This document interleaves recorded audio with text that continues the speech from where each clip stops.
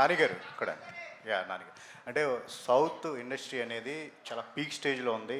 అద్భుతమైన కంటెంట్ సినిమాలు మనం చేస్తూ ఉన్నాం.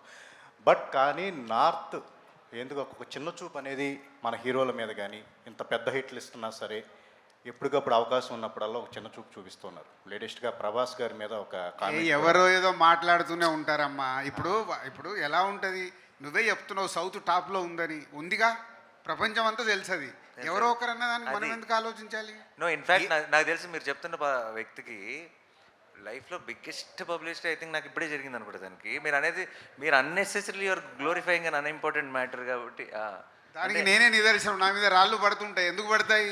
పనులు ఉన్నాయంట నా దగ్గర, పడతాయి. సో ఇది కూడా అంతే. ప్రభాస్ని అంటేనే కదా వాళ్ళు హైలైట్ అయ్యేది. సార్ నానిగారు సార్ ఇక్కడ సార్ బ్రోచేవారు ఎవరా అంటే సుందరానికి ఇప్పుడు కట్ చేస్తే సరిపోదా శనివారం. ఆ డైరెక్టర్ నుంచి ఇటువంటి ట్రైలర్ రావడం ఎక్స్పెక్ట్ చేయాలి. ఫస్ట్ ఆఫ్ ఆల్ దిల్రాజ్ గారు కూడా చెప్పడం, first of all Vivekatreya surprise చేశాడు. ఫస్ట్ సరిపోదా శనివారం లైన్ చెప్పినప్పుడు వివేకాత్రేయ నుంచి ఇటువంటి కంటెంట్ మీరు ఎక్స్పెక్ట్ చేశారా? లేకపోతే సరిపోదా శనివారం టైటిల్ విన్నప్పుడు న్యాచురల్గా అక్కడ దూరం సరిపోదా శనివారం ఏంటి టైటిల్ అన్నట్టుగా అనిపించింది. ఫస్ట్ ఆఫ్ ఆల్ ఆ వివేకాత్రేయ నుంచి అటువంటి కంటెంట్ నాకు ఒక నమ్మకం ఉందండి. ఐ థింక్ మనకి సరైన ఫిల్ము లేదంటే మనం ఆ ట్రై చేసేంతవరకు అసలు మన స్ట్రెంత్ ఏంటో మనకి ఎప్పటికీ తెలియదు.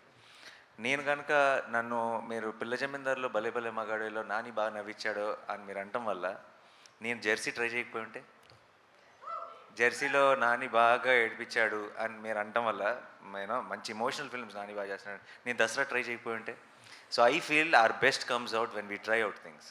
మన నమ్మకం ఓకే, అందరికీ ఇంకా మన మీద ఒక నమ్మకం ఉంది, డెఫినెట్గా ఇది పుల్ చేస్తారు. అది కంఫర్ట్ జోన్. అది దాని నుంచి బయటికి వెళ్ళకపోతే మన కొత్త స్ట్రెంత్ ఏంటన్నది మనం ఎప్పటికీ తెలుసుకోలేము. అండ్ నాకు ఇంత మంచి స్క్రీన్ ప్లే రైటర్. ఇప్పుడు ప్రాబ్లం ఏమవుతుంది, చాలాసార్లు యాక్షన్ ఫిల్మ్స్ సింగిల్ దాంతో వెళ్ళిపోతాయి. ఏంటంటే ఒక మంచోడు ఉన్నాడు, ఒక చెడ్డోడు ఉన్నాడు. చెడ్డోడు ఏదో ప్రాబ్లం క్రియేట్ చేశాడు, మంచోడు వెళ్ళి సాల్వ్ చేశాడు, సింగిల్గా వెళ్తుంది. ఐడియా ఇదే, లైన్ ఇదే, కానీ నెరేటివ్ కూడా అలాగే ఉంటుంది. నరేషన్లో లేయర్స్ ఉండవు. నేను వివేక్ దగ్గర ఫస్ట్ నుంచి నేను చూసిన ఒక గ్రేటెస్ట్ క్వాలిటీ ఏంటంటే నరేషన్లో బోల్డెన్ లేయర్స్ ఉంటాయి. చాలా అన్ని ఆర్కులు కంప్లీట్గా క్లోజ్ అవుతాయి. చాలా అందమైన రైటింగ్ ఉంటుంది. బ్రోచెవరెవరైనా అంటే సుందరానికైనా నాకు అనిపించింది ఒక యాక్షన్ ఫిలింకి ఈ లేయర్లు కలిస్తే ఎంత అందంగా ఉంటుంది. Because that's an experience we never experienced on big screen. So ఆ నమ్మకంతో నేను ఇది బాగుంటుంది అనిపించింది తన ఐడియా చెప్పినప్పుడు. అండ్ దెన్ ఈరోజు ఐ థింక్ 29th మీ అందరికీ కూడా అదే అనిపించిపోతుందని నమ్మకం ఉంది నాకు. సార్ నేను ఒక ఇంటర్వ్యూలో కీర్తి సురేష్ ప్రాంక్ కాల్ చేసింది. ప్లాన్ చేసిందా లేకపోతే తను అట్లా ఇంటర్వ్యూలో? ప్రాంక్ కాల్ ప్లాన్ చేస్తే ప్రాంక్ కాల్ ఎందుకు అవుతుంది? అవదుగా.